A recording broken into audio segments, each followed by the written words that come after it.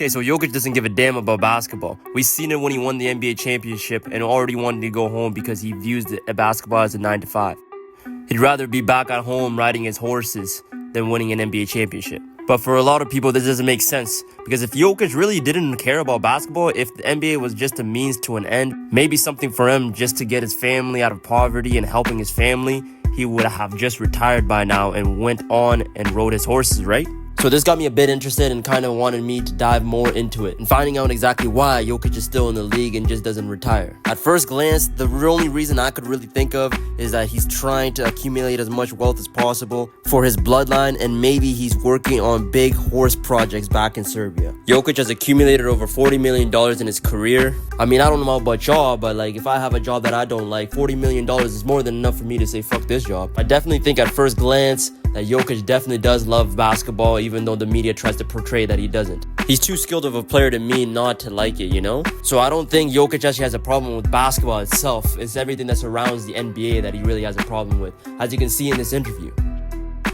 You can also see even in the Olympics, Jokic was more happy to win a bronze medal with his homeboys than he was more happy to win an NBA championship. Obviously, this makes more sense because he just views these guys in the NBA as more as co-workers, and this is his blood, you know what I'm saying? These are the people that he's spent his whole life around. And they understand him on a deeper level than just basketball and just coming in to work. Somebody actually commented that too. It's different winning with your co-workers than winning with your homeboys. This still raises up the question, why not just retire when you've already accumulated over $40 million and just go back to your homeland and maybe start up some investments and start up something over there in your homeland? You have a big enough name, big enough platform, and he looks like he really enjoys horseback riding. And most people in society, when they see somebody else enjoying what they're already doing, that's what makes them fall in love with it as well, you know? But at this point, I kind of started looking at the financial situation. Recently, on July 1st, 2022, Nikola Jokic signed a deal for 5 years, $264 million. But some other sources are saying that he signed it for $276 million. But I would just stick with 264. But for the first year that just passed, he got paid $46.9 million. This is before taxes. Calculate all the tax deductions he accumulated, which I didn't have to because there's plenty of videos online of people already doing it. Appreciate y'all. In the first year of his contract, he made $24.23 million after taxes. Now, I've seen some people complaining, talking about, oh, they should tax him more. He's getting paid that much to play basketball? Wow.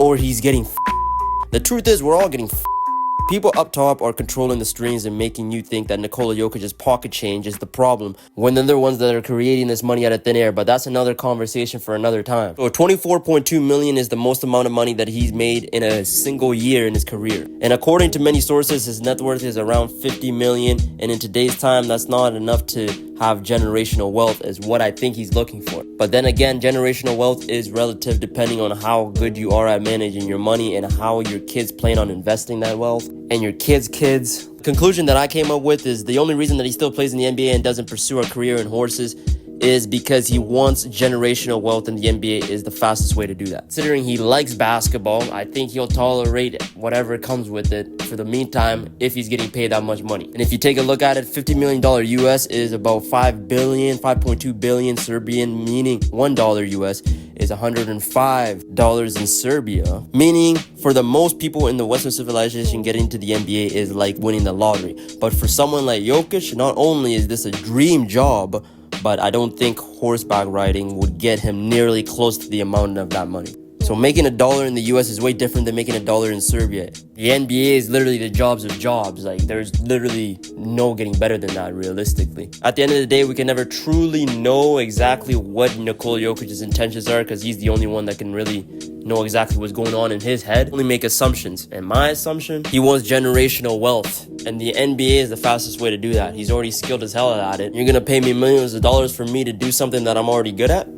So yeah, that's just my opinion on the situation. Let me know your guys' thoughts in the comment section and how you feel about it. And I'll catch y'all in the next video. Peace.